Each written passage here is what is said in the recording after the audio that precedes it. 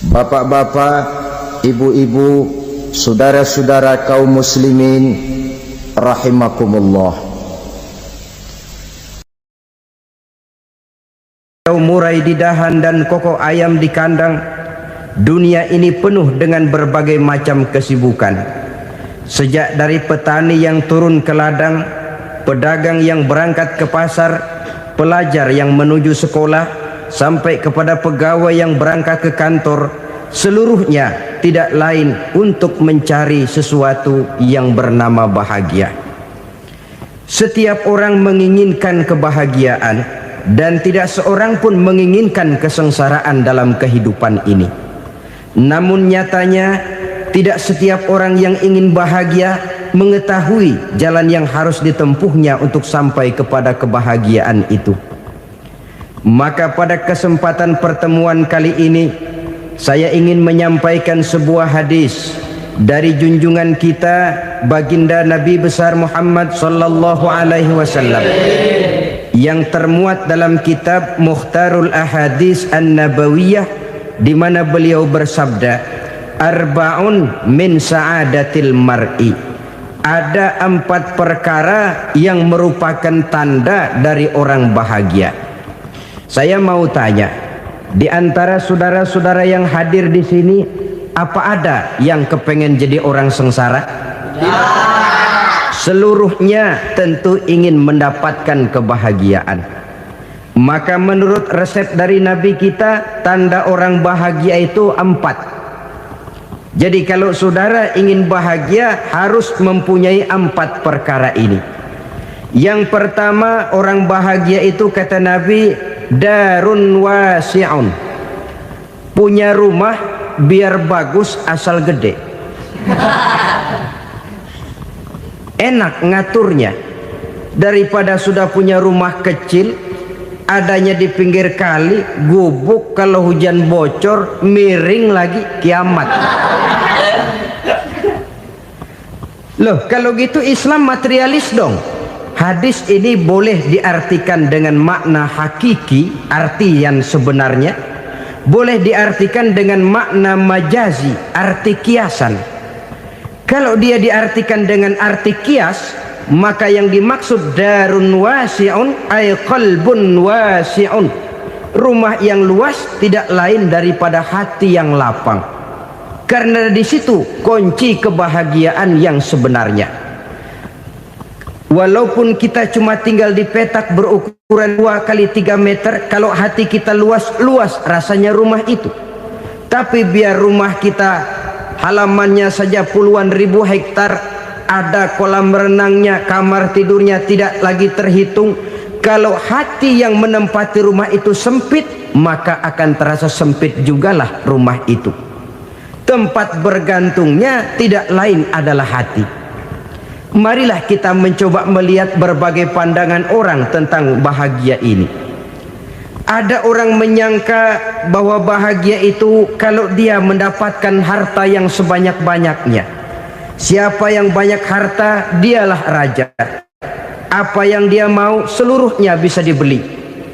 Keamanannya dia bisa menyewa petugas. Seluruh fasilitas untuk menyenangkan kehidupannya bisa dibeli. Pendeknya, hartalah segala-galanya dalam kehidupan.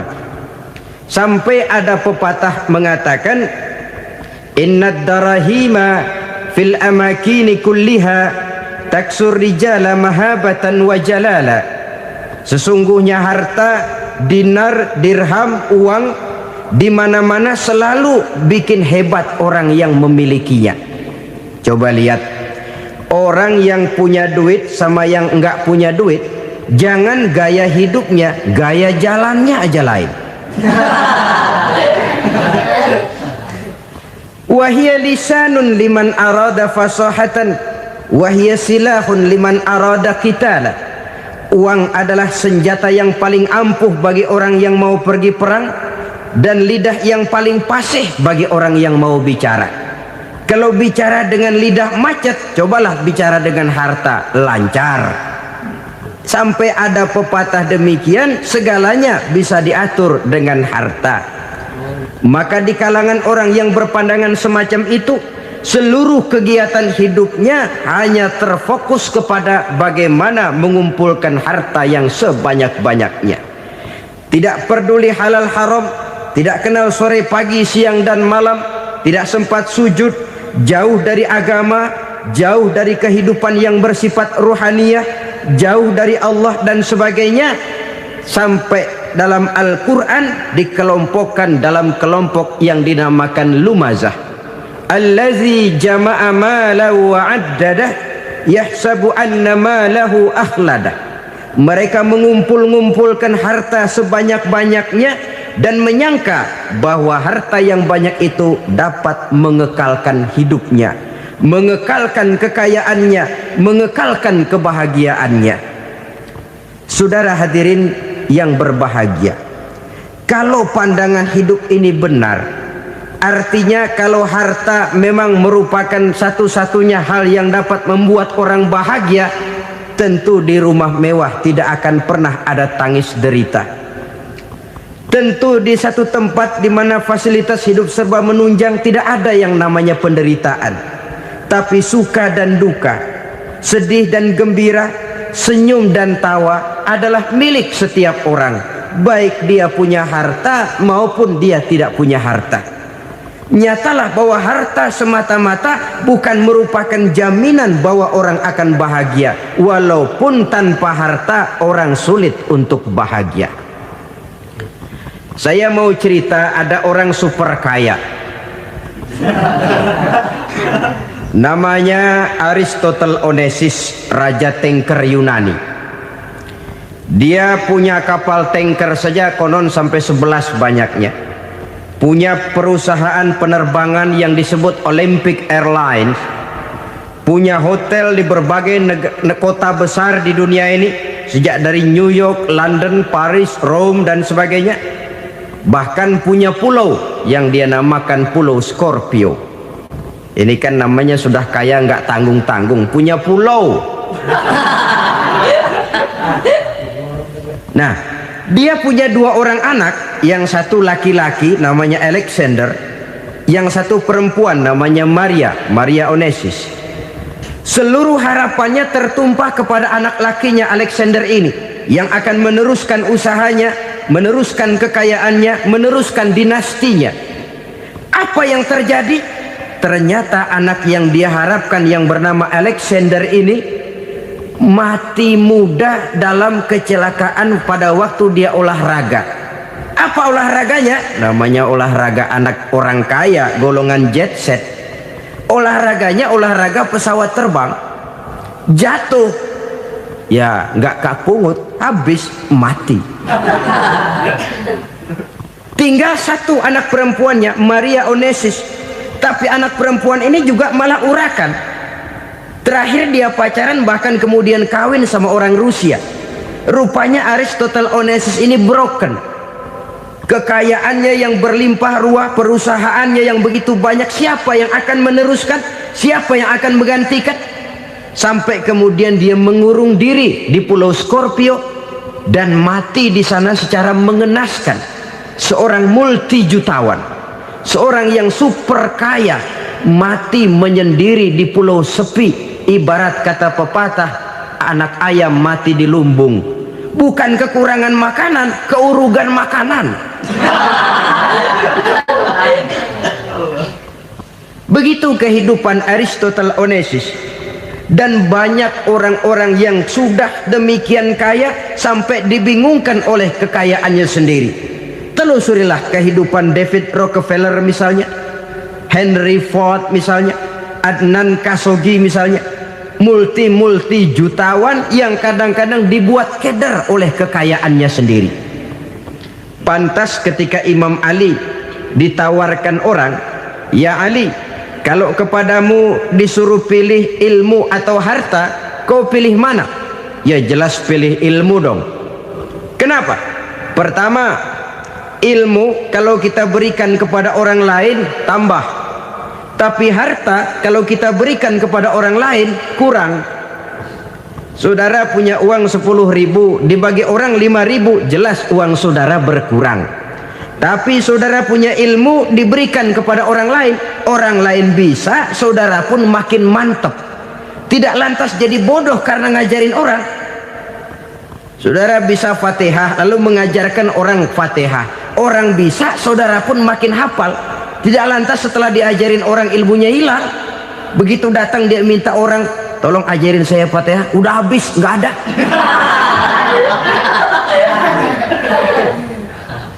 Yang kedua kata Imam Ali, ilmu menjaga kita. Kalau harta, kita yang harus jaga. Makin banyak ilmu, makin terpelihara diri seharusnya. Tetapi makin banyak harta, makin bingung kita jaganya. Sampai kadang-kadang kalau perlu seluruh keliling rumah dipasangi alarm. Belum cukup disewakan anjing besar-besar, pasang di depan pintu, awas anjing galak. Masih belum cukup juga, cari centeng tukang-tukang kepruk jaga rumah. Masih terasa belum aman, padahal rumahnya dikelilingi tembok besar. Di balik tembok ada pintu-pintunya tebal. Di balik pintu itu terbuka masuk kamar, kamar pun ada pintunya, pintunya pun kuat. Masuk ke dalam kamar ada lemari, lemarinya pun pintunya kuat, dikunci, kuncinya pun kuat. Tapi terhadap seluruhnya yang timbul cuma sekedar was-was saja. Kesimpulannya sekali lagi, tanpa harta orang memang sulit untuk bahagia. Tapi harta semata-mata tidak merupakan jaminan orang akan bahagia. Dengan hati yang luas, itu modal utama untuk mencapai kebahagiaan hidup. Orang yang hatinya luas, saudara-saudara, punya hati yang lapang, melihat kenyataan hidup ini, dia bersyukur senantiasa kepada Allah.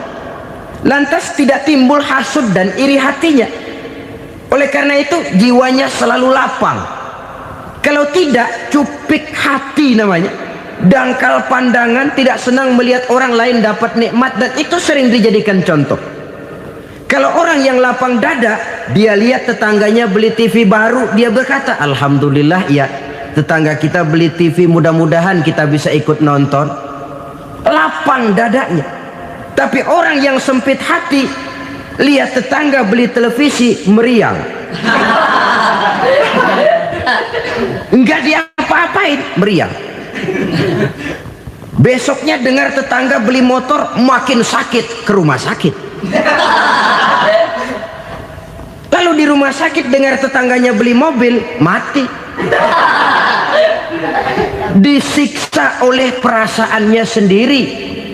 Orang kalau hati sudah sempit dalam hidup, kemanapun dia pergi, sempit rasanya medan kehidupannya.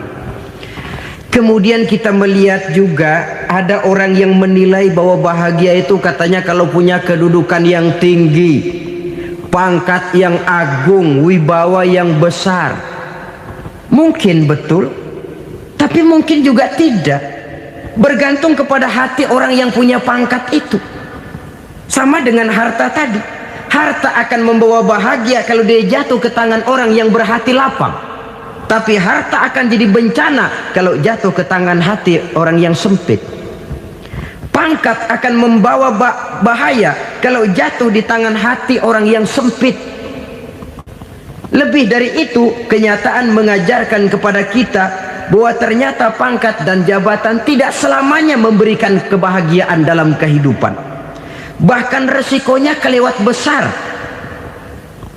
Beberapa bukti kita bisa ambil dari para pemimpin dunia yang menjadi korban lantaran pangkat dan jabatan yang disandangnya. Saudara ingat Presiden Abraham Lincoln dan John Kennedy dari Amerika? Dibunuh orang.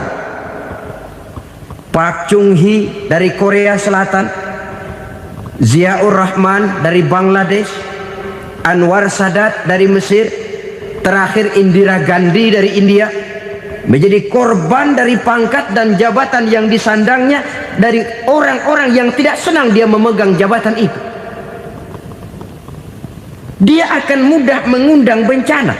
Sehingga pantas kalau seorang presiden terkemuka Amerika, Harry Truman namanya, dia mengatakan jabatan presiden itu, kata dia, seperti orang nunggang macan, naik macan. Harus kita taiki, kalau enggak dia bakal nerekam kita. Ngeri katanya. Adapun orang yang hatinya lapang, kalau dia menerima pangkat dan jabatan, dianggapnya itu satu kesempatan untuk berbuat baik. Tapi orang yang berhati sempit, menerima pangkat dan jabatan, bukan kadang-kadang menerima, malah berusaha setengah mati mencapai dengan segala cara. Kalau perlu jilat atas, jilat atas. Jadi golongan sumuhun dawu. Jadi kelompok kulon nuwun, yes sir, yang kerjanya cuma oke bos. Kalau perlu jilat atas, jilat atas. Kalau perlu injak yang bawah, injak yang bawah. Perlu sikut kiri kanan, sikut kiri kanan. Yang penting pangkat dapat, jabatan dapat. Orang yang semacam ini, kalau sudah mempunyai pangkat dan jabatan, biasanya dia tidak menganggap itu sebagai amanah, tidak menganggap sebagai kesempatan berbuat baik, tapi malah kesempatan untuk memperturutkan hawa nafsunya yang dilatar belakangi oleh kesempitan hatinya tadi. Apalagi kalau orang memperoleh pangkat karena banyak mengeluarkan uang. Seakan-akan pangkat dan jabatan itu sekarang macam proyek, pakai tender. Siapa yang berani bayar segini naik, nggak berani minggir. Padahal logikanya, kalau orang mencapai satu jabatan karena banyak mengeluarkan uang, hampir bisa dipastikan bahwa setelah jabatan itu dia pegang, langkah pertama yang akan dilakukannya ialah berusaha bagaimana uang yang dia keluarkan supaya kembali. Ya paling kurang pulang modal dulu dong. Soal mikirin rakyat soal nanti, tapi ini modal harus pulang. Itu celakanya kalau orang memperoleh pangkat dan jabatan cuma karena banyak mengeluarkan uang. Jarang orang yang mempunyai keyakinan dan pandangan bahwa pangkat dan jabatan merupakan amanah. Jadi sekali lagi, pangkat dan jabatan mungkin saja membawa kebahagiaan kalau jatuh ke tangan orang yang berhati lapang. Tapi bisa jadi bencana kalau dia jatuh ke tangan orang yang mempunyai hati yang sempit. Dan lagi-lagi stresnya hati yang lapang. Lalu sebagian orang, saudara, ada yang berpandangan katanya bahagia itu kalau jadi orang terkenal, mempunyai popularitas, menjadi idola di kalangan remaja, di kalangan orang tua, di segala lapisan masyarakat. Padahal makin populer orang makin terikat dia. Ya kalau macam kita ini kan nggak punya nama, nggak populer, tengah malam buta mau nongkrong di warung Tegal aman. Tapi pangkat, jabatan, kedudukan, popularitas menyebabkan kita diikat dengan berbagai macam peraturan. Cuma mandi sama ke WC saja yang nggak dikawal.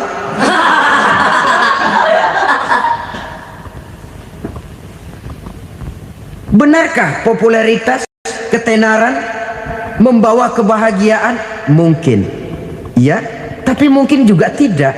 Kenapa? Banyak orang-orang populer yang mengakhiri hidupnya secara tragis. Kita ambil beberapa nama. Di Amerika tahun 60-an ada bintang seksi paling terkenal yang dijuluki seks bom. Bom seks. Sampai sekarang jadi legenda, namanya Marilyn Monroe.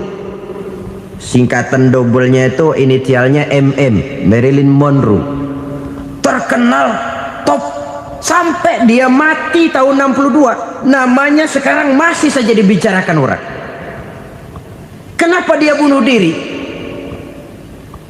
Tidak punya hartakah dia? Banyak. Kurang populerkah dia? Seluruh dunia mengenalnya. Sejak rakyat kecil sampai pejabat tinggi dia punya hubungan. Kenapa? Jenuh. Dia terlahir dalam keadaan yatim. Setelah itu tidak lama dia berangkat remaja, ibunya meninggal. Pindah dari wanita asuh ke wanita asuh sampai 12 orang ibu angkatnya.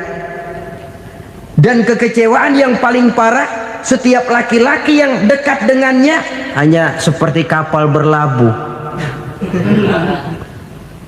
datang dan pergi silih berganti, padahal dia merindukan seseorang yang bisa melindungi hidupnya. Dia rindukan itu dan dia tidak pernah menemukan.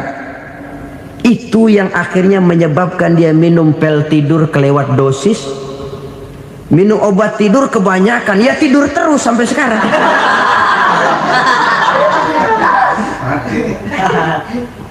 Dia mengakui, saya telah memiliki ketenaran, tapi saya tidak pernah hidup dalam ketenaran itu. Saya pandai main sandiwara, tapi saya ingin hidup dalam alam yang real sebagaimana umumnya orang. Itu yang dia rindukan. Menyusul jejak yang namanya Marilyn Monroe ini, Billie Holiday, saudara kenal tentu, di rumah sakit dirawat. Dia juga minum obat overdosis, mati lagi. Jimi Hendrix minum obat tidur overdosis kelewat batas, mati lagi. Lalu yang menghanyutkan diri di danau, Janis Joplin dan Brian Jones. Ini orang-orang populer, orang-orang terkemuka yang mengakhiri hidup secara tragis, bukan karena tidak terkenal, mungkin karena sudah saking terkenalnya. Contoh paling belakangan, Bruce Lee. Wah, ini tukang-tukang keprok tentu kenal siapa dia. Sampai sekarang pun tabir kematiannya masih merupakan misteri. Dan yang masih hidup juga menunjukkan gejala yang aneh. Michael Jackson, rumahnya di Beverly Hills itu dijaga sedemikian rupa, dan dia selalu curiga kepada setiap makanan harus steril, bersih dari segala macam kimia. Kemana dia pergi, itu tukang-tukang keprok sudah selalu menjaga dan mengawal, dan dia seakan takut menunjukkan mukanya yang asli. Hingga kalau tampil ke tengah di luar show, dia kadang memakai pakaian yang tidak menunjukkan dia yang sebenarnya, takut dikenali orang. Ternyata popularitas sering jadi momok yang meracuni kehidupan manusia. Oleh karena itu, benarlah junjungan kita pada saat beliau mengajarkan orang akan bahagia kalau dia mempunyai hati yang lapang. Nah, sekarang masalahnya untuk mendapatkan hati yang lapang, caranya bagaimana? Kita kembali kepada konsep Quran. Allah mengajarkan, ala inna bi dzikrillahi tatmainnul qulub. Ketahuilah bahwa dengan banyak mengingat Allah, hati akan tenang, jiwa akan lapang. Dengan kata lain, dekat dengan agama, merasakan kehadiran Allah dekat dalam hidup. Itu muara pertama untuk mencapai hati yang lapang. Ala inna bi dzikrillahi tatmainnul qulub. Jangan macam orang sekarang ingin mendapatkan ketenangan lalu tapak di puncak gunung, di gua-gua, di tempat sepi. Iyalah kalau nggak ada ular. Kalau tergigit ular berbisa, ketenangan belum, mati jelas itu. Islam positif untuk mendapatkan ketenangan. Ala inna bi dzikrillahi tatmainnul qulubi. Bahwa ketahuilah bahwa dengan banyak mengingat Allah, hati akan tenang, jiwa akan lapang, nuansa pikiran akan luas. Karena yang namanya bahagia ada dimanapun manusia berada. Di kampung ada bahagia, di kota ada bahagia, di ngarai, di lembah, di gunung, di hutan, di lautan, di angkasa luar, dimanapun bahagia itu ada kalau kita bermodalkan hati yang lapang ini. Dan hati akan lapang kalau kita dekat dengan agama. Dekat dengan harta buat sementara hati mungkin tenang, tapi ketenangan yang relatif dan temporer. Apalagi orang tiap kali tambah harta, tiap kali tambah rencana, itu wajar. Mungkin sebelumnya saudara berpikir, kalau punya duit 5.000 enak nih. Begitu punya duit 5.000, aduh sayang kalau 10.000 aja. Tiap kali tambah harta, tiap kali lain rencana. Semakin banyak rencana, makin menjauhkan kita dari yang namanya ketenangan. Padahal ketenangan merupakan unsur utama untuk mencapai bahagia. Dan ketenangan itu bermuara dalam hati manusia. Tengoklah kehidupan ini. Orang yang banyak harta dengan orang miskin, berbedakah rasa sakit yang mereka tanggungkan? Rasanya tidak. Walaupun si kaya tidur di kasur empuk berselimutkan sutra mahal, sementara si miskin meringkuk di balai bambu yang keras dan kasar. Apabila maut datang, dia juga tidak pernah pilih bulu. Maut datang menjemput si kaya di singgasana keemasannya, dikelilingi oleh para pengasuh, dayang dan inang serta para pengawal. Dan maupun datang menjemput si miskin papa sehingga ia tergelepar di tepian jalan. Kedua-duanya bernama mati. Kalau nyata bahwa sakit yang ditanggung si kaya tidak beda dengan sakit yang ditanggung si miskin, bukan harta semata yang membuat orang bahagia. Hati yang tenang, jiwa yang lapang penuh kedamaian karena banyak berzikir dan mengingat Allah, itu merupakan modal utama untuk mencapai sesuatu yang bernama bahagia.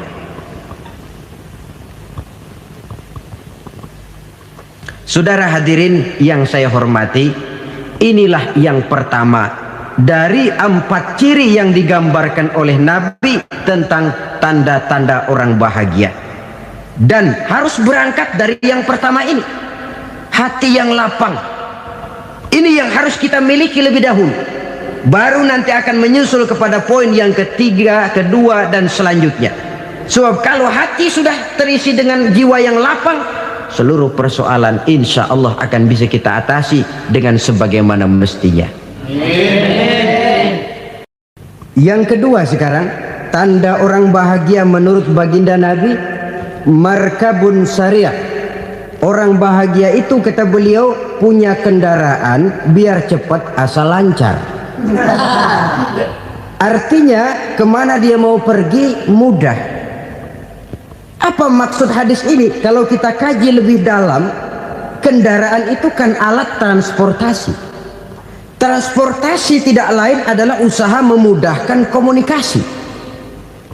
Pindah dari situ kepada teori bahwa manusia adalah zon political, makhluk bermasyarakat yang tidak bisa memenuhi kebutuhan hidupnya secara sendirian. Kita memerlukan keberadaan orang lain dalam kehidupan ini. Untuk memakai baju saja kita sudah perlukan petani yang tanam kapas, pabrik yang memintal kapas jadi benang, pabrik yang menenun benang jadi kain, sampai kepada mesin jahit, sampai kepada tukang jahit. Itu cuma untuk memakai pakaian saja. Tidak seorang pun di antara kita yang sanggup memenuhi kebutuhan hidupnya secara sendiri. Kita perlu orang lain. Maka kebebasan dalam arti mutlak, kebebasan tanpa batas, itu tidak mungkin ada dalam kehidupan. Karena kita mengadakan yang disebut interaksi sosial.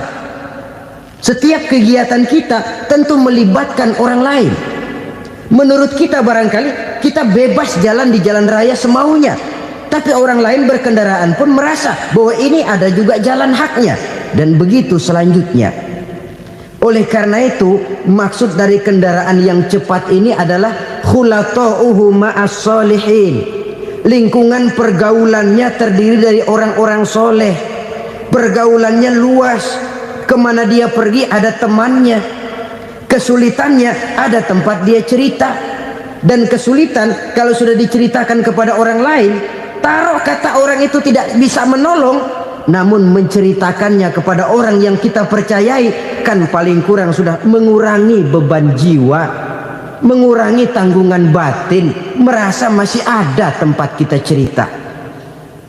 Maka lebih baik orang awam yang mau bergaul ketimbang orang setengah alim tapi ngunci pintu. Sebab nantinya akan timbul sikap picik, cupik pandangan, dan tidak luas menghadapi kenyataan dalam kehidupan ini. Namun yang harus kita garis bawahi, pergaulan memang mesti luas. Namun jangan sekali-kali lupa bahwa pergaulan sangat besar pengaruhnya dalam ikut membentuk kepribadian manusia. Sehari-hari bisa kita bilang, kalau kita dekat sama tukang minyak wangi, sekalipun nggak dibagi minyaknya, baunya tentu dapat. Betul? Tapi dekat sama tukang elas, walaupun nggak kena apinya, asapnya mesti kena. Kalau Syauqi mengatakan lebih jelas lagi, man asyaral asrafa asa musyarrafan wa muasyiral anzali ghairu musyarrafin. Awalam taral jildal hakira muqabbalan bisagri lamma sara jildal mushaf. Siapa yang bergaul dengan orang mulia, dia bakal ikut menjadi mulia. Tapi siapa yang berteman dengan orang hina, dia tidak bakal ikut menjadi mulia. Tidakkah kau lihat, kata Syauqi, kulit kambing yang hina pun dicium orang ketika menjadi kantong Quran. Kulit kambing hina, kalau dia sendirian gak ada yang mau cium. Tapi begitu dia bergaul dengan Quran, menjadi kantong Quran, dipakein minyak wangi, ditaruh di tempat yang tinggi, mau diambil dicium dulu, dibawa dengan penuh hormat dan hati-hati. Kulit kambing yang hina lantaran berteman dengan Quran, numpang mujur. Tapi coba lihat kalau kulit kambing berteman dengan kayu, jadi beduk, habis. Zohor dikemplang, asar dipukul. Itu pun sedikit saja, cuma salah milih teman. Yang temannya Quran dihormati orang, yang temannya kayu lantaran jadi beduk, gelap-gelap subuh orang udah kemplangin.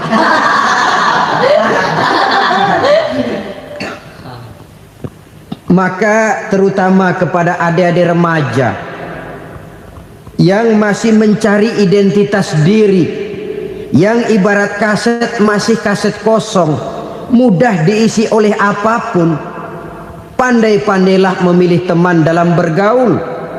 Karena banyak orang yang tadinya baik-baik, ketika terseret dalam pergaulan dengan orang yang tidak baik, kebaikannya menjadi lentur dan luntur. Tapi berapa banyak bajingan-bajingan tengik, orang-orang yang berlumur noda dan dosa, tiap hari melakukan maksiat, namun bergaul dengan orang yang baik-baik, pada akhirnya sedikit demi sedikit beringsut dan berangsur dia terbiasa mengikuti kebaikan-kebaikan. Saya tekankan ini kepada remaja karena mereka masih mencari identitas diri. Apa yang mereka lihat mereka mau, apa yang mereka dengar mereka ingin tahu. Coba lihat kehidupan remaja. Pulang nonton film Rambo, pengen jadi Rambo, gagah, maunya belekai melulu. Pulang nonton film Superman, pengen bisa terbang. Pulang nonton India, nyanyi melulu. Wajar, mereka masih mencari identitas diri. Saya ini sebenarnya siapa?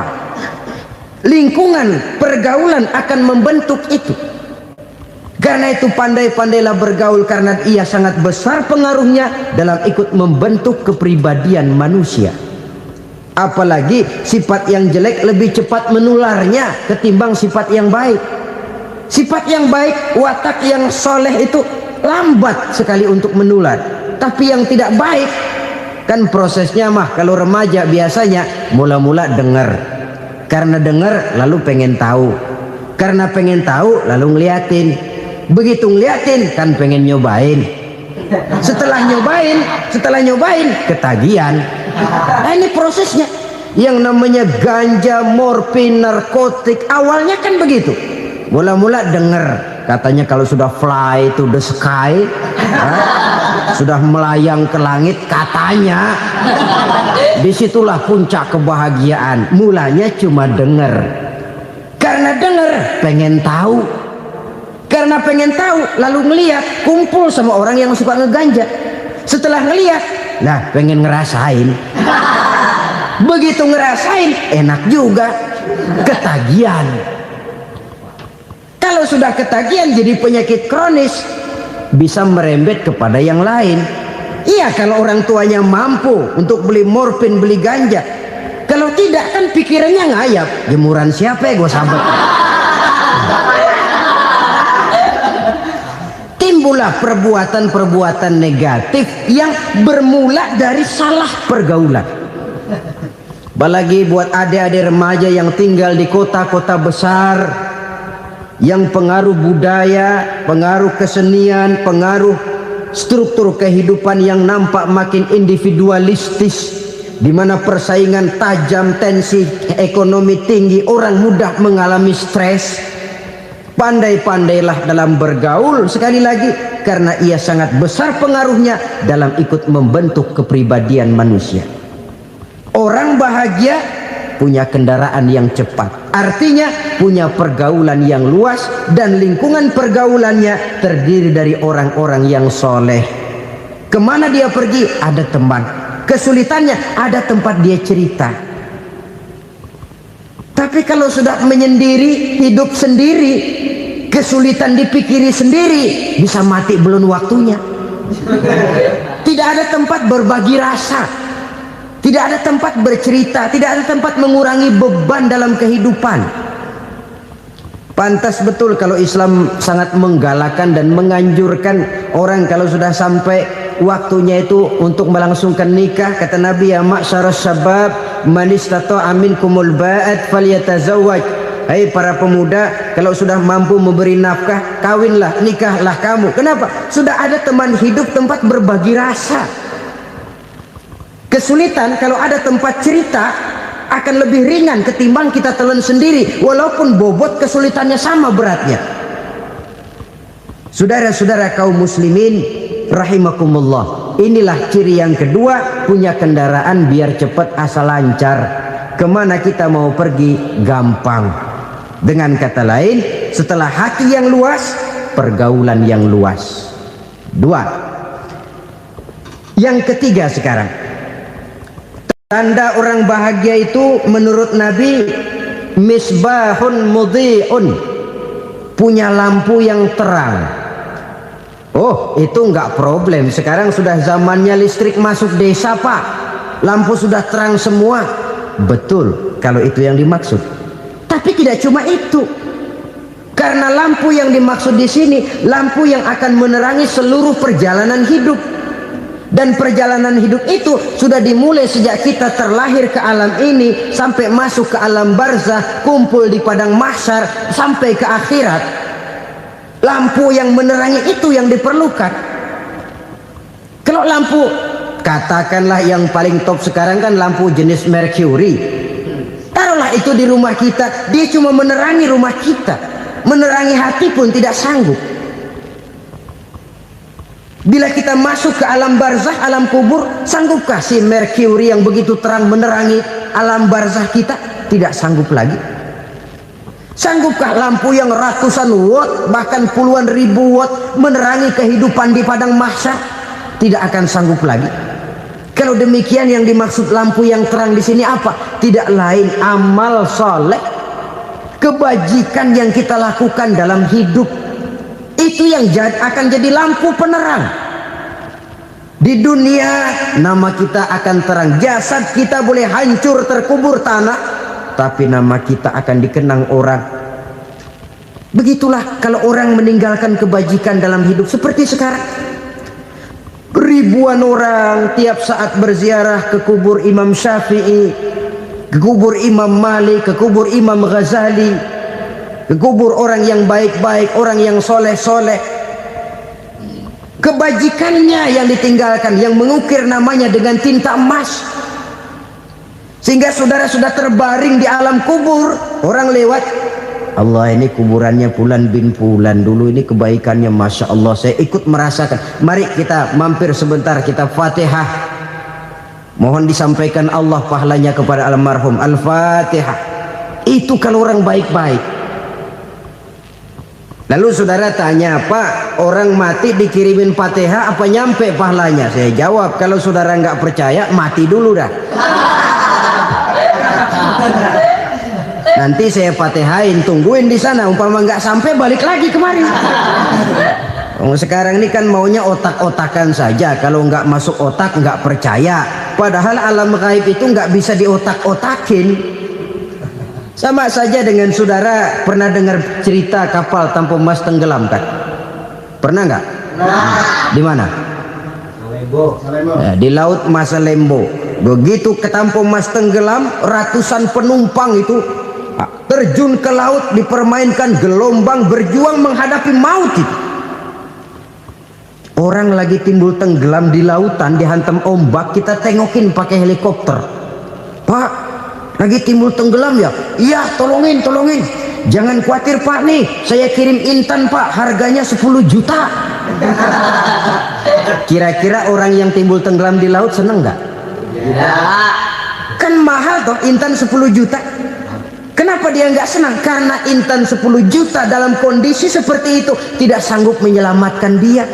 Dia akan girang kalau dikirimin ban mobil bekas, dikirimin papan terentang atau bambu. Intan yang 10 juta dia nggak girang, ban mobil bekas yang 1000 perak tuh pegang, itu yang dia girang betul. Inilah sebabnya Nabi berkata, mal mayyitu fi qabrihi illa kal ghariqil mutaghawwis. Orang yang meninggal di alam kuburnya seperti orang timbul tenggelam di lautan. Yantaziru da'watan min ahli, menunggu doa dari keluarganya yang masih hidup. Duh, bapak saya sudah meninggal, saya sayang benar sama dia. Kirimin kulkas ke kuburannya Itu sama saja dengan tadi orang tenggelam di lautan dikirimi intan yang harganya 10 juta, tidak sampai. Begitulah kalau kebajikan yang kita tinggalkan dalam hidup, sudah mati pun kubur kita masih diziarahi orang. Tapi kalau jahat yang kita tinggalkan, boro-boro lah orang mau doa lewat dekat kuburan kita juga serem. Tuh bajingan no, dulu mati dipendem di situ tuh. Jangan lewat situ, ntar kesurupan, jangan. Lewat saja orang ngeri. Konon lagi membacakan Fatihah dan mengirimkan doa.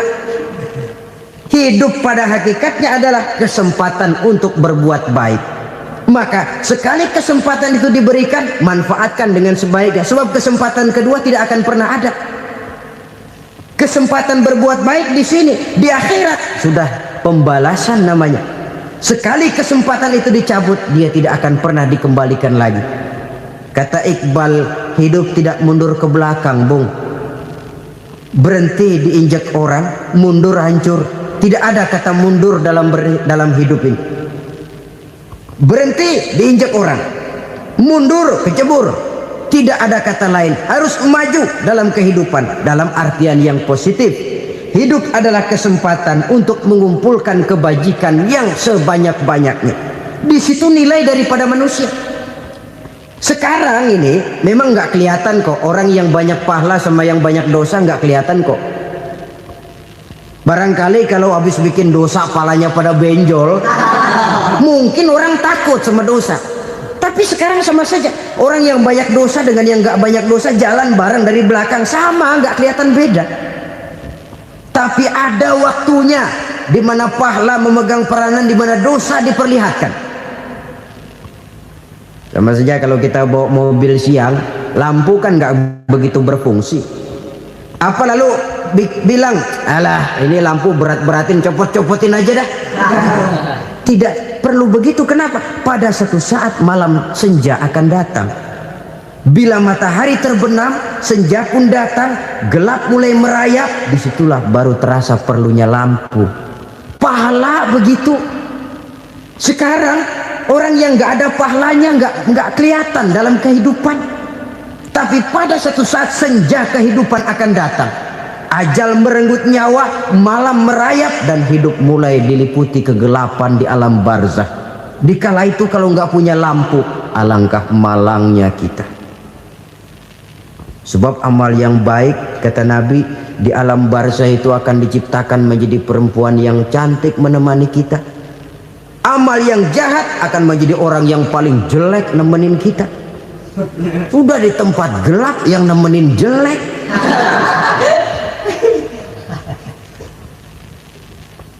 Kaum muslimin rahimakumullah. Kalau demikian masalahnya, tergantunglah kita pandai memanfaatkan waktu. Al-waktu kasayf, waktu itu cepat sekali. Yang namanya waktu itu tahu-tahu. Udah tahun 87. Tahu-tahu. Udah begitu. Tahu-tahu. Yang kemarin anak-anak, sekarang udah pada punya anak. Tahu-tahu saja itu. Begitu cepat waktu berlalu. Kalau tidaklah pandai kita memanfaatkannya, akan rugi kita. Nabi bersabda, "Man kana yaumuhu khairun min amsihi fahuwa rabih." Barang siapa yang hari ini lebih baik daripada hari kemarin, itu orang untung. Hari ini lebih baik daripada kemarin. Bulan ini lebih baik dari bulan kemarin. Tahun ini lebih baik dari tahun kemarin. Itu orang yang beruntung. Tahun kemarin sembayangnya maghrib doang, sekarang udah tambah isya. Tahun kemarin cuman Idul Fitri aja ngancem bener, sekarang udah tambah Jumat, lalu tambah lagi maghrib, tambah lagi isya, dan selanjutnya. Hari ini lebih baik daripada kemarin, itu orang yang beruntung. Wa man kana yaumuhu mislu amsihi fahuwa khasir. Lalu barang siapa yang hari ini sama saja dengan hari kemarin, itu orang rugi. Hari ini sama dengan kemarin, rugi itu. Bulan ini begitu, bulan kemarin begitu, tahun ini begitu, tahun lalu juga begitu. Rugi itu orang. Rugi apa? Rugi umur. Umur tambah, amalan gak pernah tambah. Dan saya pikir lebih merupakan azab ketimbang nikmat kalau orang dikasih panjang umur cuma untuk numpuk dosa. Mending mana? Panjang umur banyak dosa sama pendek umur dikit dosa. Mending mana? Mending mana? Ya, paling mending tentu panjang umur banyak pahala. Tapi kalau tidak, sekali lagi, lebih merupakan azab ketimbang nikmat kalau orang diberikan panjang umur tapi cuma untuk sekedar menumpuk dosa. Kehilangan kesadaran bahwa dunia bukan terminal akhir dari satu perjalanan. Dia cuma halte di mana kita berhenti sebentar untuk menuju kepada terminal yang hakiki. Saudara-saudara kaum muslimin rahimakumullah, inilah lampu yang akan menerangi kehidupan, amal yang kita lakukan di dalam kehidupan. Jadi yang dimaksud dengan lampu yang terang, kebajikan yang kita kerjakan dalam hidup. Nah, setiap orang di awal tadi saya bilang ingin bahagia. Bahagia itu kan hakikatnya kumpulan senang dan selamat. Senang, selamat. Apa bedanya? Senang tapi tidak selamat, nggak bahagia. Selamat tapi nggak senang, nggak bahagia orang. Contoh, kalau orang korupsi, duitnya banyak, senang dia, tapi keselamatannya. Ada tentara baris di samping rumahnya udah bingung, padahal tentara latihan. Tentara cuma latihan, dia bingung. Senang, tapi karena keselamatannya tidak terjamin, dia tidak bahagia. Sebaliknya pegawai negeri jujur benar, cuma segaji-gajinya, selamat nggak korupsi tapi melarat, ya nggak bahagia juga, kurang senang. Kesenangan dan keselamatan untuk dunia saja, ya sekali lagi, kalau cuma sekedar untuk dunia saja, bisa dibeli pakai uang, bisa dibeli pakai uang. Saudara ingin selamat, bisa dibeli pakai uang. Saudara ingin senang, bisa dibeli dengan uang. Tapi setelah mati masuk ke alam barzah, habis kekuasaan uang. Nggak bisa lagi beli keselamatan pakai uang, tidak mungkin lagi membeli kesenangan dengan uang. Di situ pahala yang megang peranan. Makin banyak pahala, makin banyak saham untuk membeli kesenangan dan keselamatan, untuk memperoleh yang namanya bahagia. Dan jangan lupa loh, di alam barzah kita nggak sebentar, menunggu datangnya kiamat. Loh iya, kalau kita begitu dikuburin terus kiamat datang, untung. Tapi kalau masih harus 1000, 2000, puluhan ribu tahun yang akan datang, dalam satu penantian yang begitu lama, tanpa saham untuk memperoleh kebahagiaan, satu kemalangan yang tidak ada pernah putus-putusnya. Janganlah tergelincir oleh kebahagiaan sebentar yang menipu dengan mengorbankan kebahagiaan hakiki yang berjangka panjang. Apa artinya senyum sejenak kalau harus ditebus dengan tangis seumur hidup? Biarlah kita minum jamu, pahit memang, getir memang, tapi kan besok badan sehat. Daripada sekarang minum sirup, manis memang, enak memang, tapi bibir pada jontor besoknya. sirawan, batuk, nggak karu-karuan. Banyak orang tertipu oleh kesenangan yang sebentar, padahal laisa kullu ma yalma'u zahaban. Belum tentu semua yang berkilat itu emas, belum tentu semua yang gemerlap itu intan.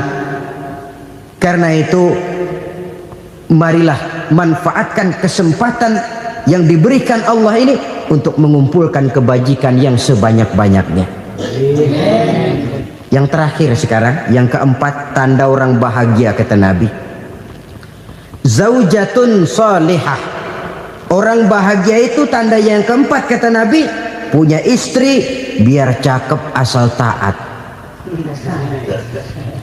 Sudah surga itu sudah. Cakep taat. Istri kayak gitu, kalau belum mati jangan dikuburin dulu itu. Sudah cakep taat lagi, tapi kadang-kadang enggak, udah jelek ngadat melulu. Apa yang mau dipilih? Sebab itu Quran mengatakan istri pakaian untuk suami, suami pakaian untuk istri. Kenapa suami istri diibaratkan pakaian? Alangkah tingginya gaya bahasa Quran ini. Suami istri teman hidup, hidup perjalanan panjang. Sejak kita dalam rahim sudah ada hidup kan di sini. Sampai ke alam dunia, masuk ke alam barzah, kumpul di padang mahsyar, sampai menuju akhirat, itu perjalanan hidup. Carilah istri atau suami teman hidup yang membawa manfaat tidak hanya kehidupan di dunia ini, sampai di alam barzah, sampai di padang mahsyar.